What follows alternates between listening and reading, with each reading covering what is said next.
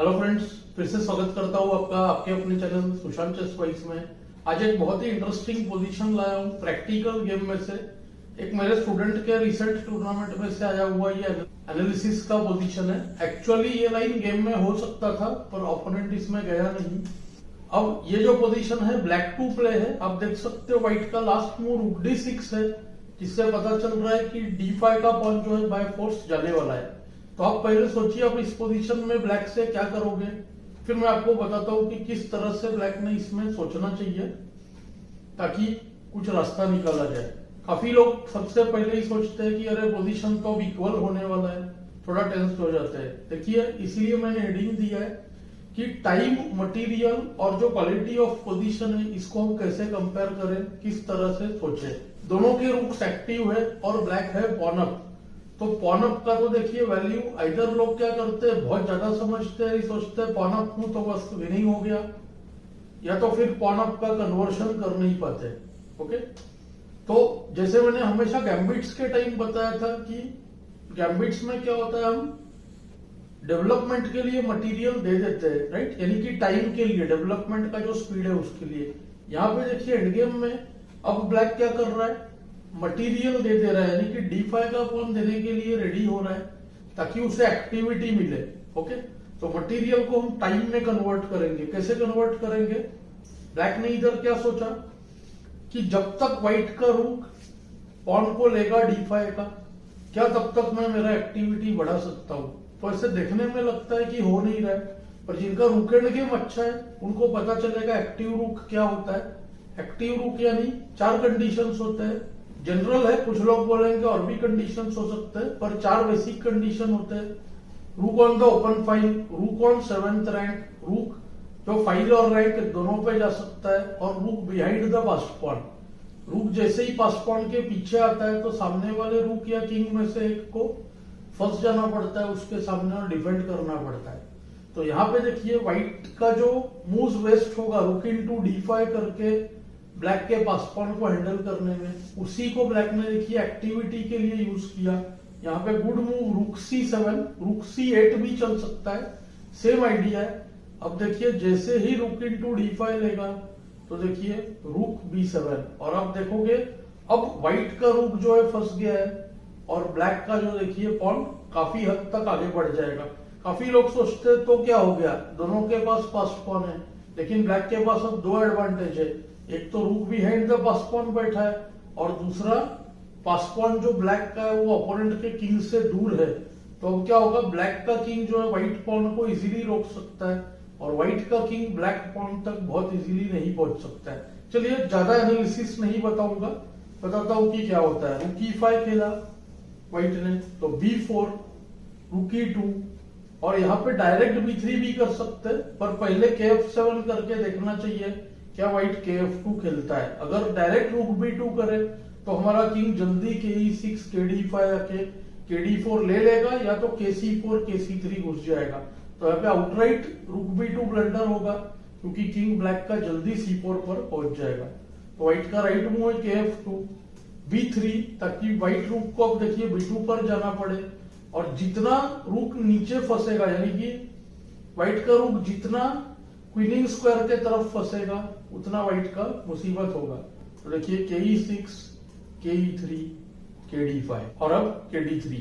यह आ गया दूसरा इंपॉर्टेंट पोजीशन। काफी लोग सोचते हैं अब तो पोजीशन ड्रॉ हो गया, क्यों, क्योंकि B3 का पॉन तो भाई चला जाएगा और इतना कुछ एडवांटेज बचा नहीं। 2 प्रॉब्लम्स है। सबसे पहले जब भी B3 का पॉन D4 के लिए ट्रेड होगा तो आप देखोगे व्हाइट का किंग B3 पर होगा और ब्लैक का D4 पर होगा, इस तरह से। और होगा क्या, ब्लैक का किंग जो है जल्दी से E3, F2 करते हुए G2, H2 पॉन्स को ले लेगा। तो ये प्रॉब्लम होगा, तो इजीली B3 का पॉन ले नहीं सकता है व्हाइट, और इसी का ब्लैक फायदा उठाता है। अब यहाँ पे ब्लैक जो है दूसरे साइड पे खेलना शुरू करेगा, H5 गुड मूव। अब व्हाइट का पोजीशन जो है देखो आप फंस रहा है, ब्लैक व्हाइट के पास कोई ऑप्शन नहीं है, वेट करना पड़ेगा। KC3 को देखिए G5, और अब देखिए आप रूक B3 ब्लंडर, क्योंकि रूक B3 लेते ही रूक B3, KB3, KD4, KC2, KE3, और अब देखो G2 और H2 दोनों चले गए, तो ब्लैक विनिंग होगा। व्हाइट दो ऑप्शंस है, एक तो h3 कर वेट कर सकता है या तो g3 कर। g3 करते ही आप देखोगे f3 का स्क्वायर एंट्री पॉइंट बन जाएगा आइदर ब्लैक किंग के लिए या रूक के लिए, और h3 ज्यादा बेटर डिफेंस है। पहले g3 को देखते हैं। g3 को g4, देखिए व्हाइट के पॉन्स फिक्स हो गए, रूक हिलाने पर b2 लूजिंग, तो यानी कि किंग हिलाना फोर्स्ड, और किंग हिलाते ही देखिए रूक f7। अब रूक साइड में शिफ्ट हो रहा है, सेम टेक्टिकल प्रॉब्लम। फिर से अगर रूक b3 करे तो रूक f3 चेक में रूक ट्रेड होते ही kd4 के बाद लूजिंग, तो यानी कि देखिए किंग c3 फोर्स्ड, रूक f3 चेक, kb4 kd4। कितना देखिए सिंपल एग्जांपल है लेकिन इफेक्टिव एग्जांपल है कि कैसे एक्टिव रूक बनाया ब्लैक ने अपना डी पॉन देते हुए, और एक्टिव रूक से देखिए जीत गया। पहले हमने मटेरियल दिया एक्टिविटी के लिए, अब सेम एक्टिविटी ने बाय फोर्स मटेरियल ले लिया। ये चीज मास्टर्स बहुत इजीली कर सकते हैं, बहुत प्रैक्टिस लगता है इसके लिए, इसीलिए मैं इस टाइप के एग्जांपल्स दिखा रहा हूं। इसके आगे देखिए व्हाइट वेट करेगा तो किंग e3, और अब कुछ भी करे तो आप देख सकते हो आगे रूक f2 होगा ही और ब्लैक जीत जाएगा। तो इसके लिए यहाँ पे व्हाइट का मेन लाइन जो है h3 है। अब h3 को देखिए ब्लैक करेगा g4, h takes g4, h takes g4, material कम हो जा रहा है लेकिन फिर भी ब्लैक जो है बी पॉन डी पॉन के लिए ट्रेड नहीं कर सकता, रूक्स ट्रेड नहीं कर सकता। तो चलिए देखिए वेट करेगा व्हाइट kd3, रूक b4, kc3, और देखिए रूक c4 चेक। अब फाइनली वही हो गया, kd3 को rd4 चेक लूजिंग, तो किंग b3 और उसको गुड मूव kd4। अब हुआ क्या है, ये पूरा प्रोसेस में अब देखो ब्लैक रूक ने जो है व्हाइट किंग को कट कर दिया है, इस वजह से g2 का पॉन देखिए फ्री जाएगा। व्हाइट के पास 3 रूक मूव्स है, तीनों ही देखिए लूजिंग है। अगर रूक d2 चेक तो k e3 रूक अटैक्ड, फिर रूक हटाते ही देखिए रूक f4, आइडिया रूक f2 बाय फोर्स, देखिए g2 का पॉन चला जाएगा, सारे king and pawn and games lost है। रूक a2 को भी देखिए kd3, सेम आइडिया। अब जो है रूक e4 से e2 आएगा, रूक ट्रेड होगा और ब्लैक विनिंग। व्हाइट का बेस्ट चांस शायद रूक e2 है, रूक e2 को kd3, रूक अटैक्ड, रूक f2, और अब फिर से रूक पर अटैक k e3।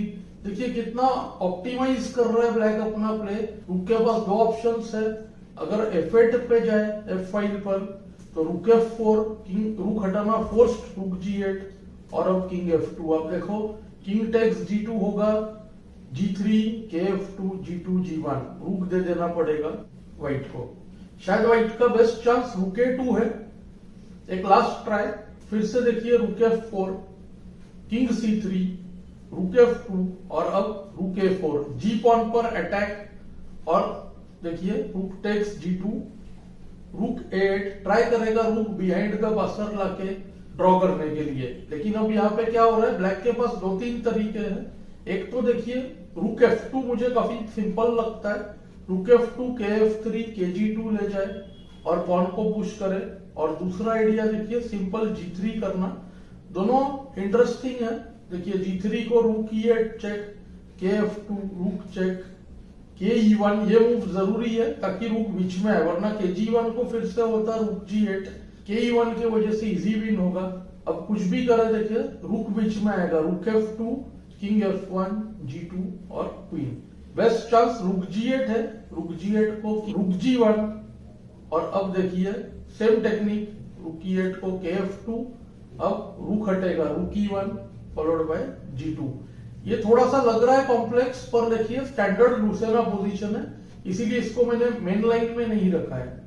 और रूक e8 चेक देने पर रूक e2, अब देख सकते हो आप एकदम इजी विन, रूक g8 को g2, किंग f1 g1। इस वजह से इधर g3 से जो स्ट्रॉन्गर मूव है रूक f2 है, रूक f2 को देखिए रूक g8, रूक f4, देखिए सेम वही पोजीशन लाया पहले जैसा। इधर से रूक क्या कर रहा है, f5 पे से शेल्टर दे रहा है ब्लैक किंग को, और अब कुछ भी करे व्हाइट, किंग f2 आएगा ही, और फिर g pawn g3 g2 g1, रूक g1 दे देना पड़ेगा, और बहुत इजी विन हो गया ब्लैक का। एंड गेम इतना ज्यादा इजी नहीं था, पर मेरा बताने का पर्पस यही था कि कैसे ब्लैक ने जब मटेरियल देना पड़ा तो सही तरह से अपने रूक को एक्टिवेट कर लिया और व्हाइट का जो रुख है देखिए पैसिव हो गया।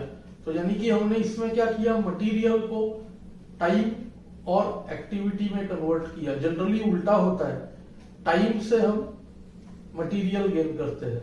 तो मुझे उम्मीद है आपको लेसन पसंद आया होगा। मुझे कमेंट्स में जरूर बताएं। Thanks for your time.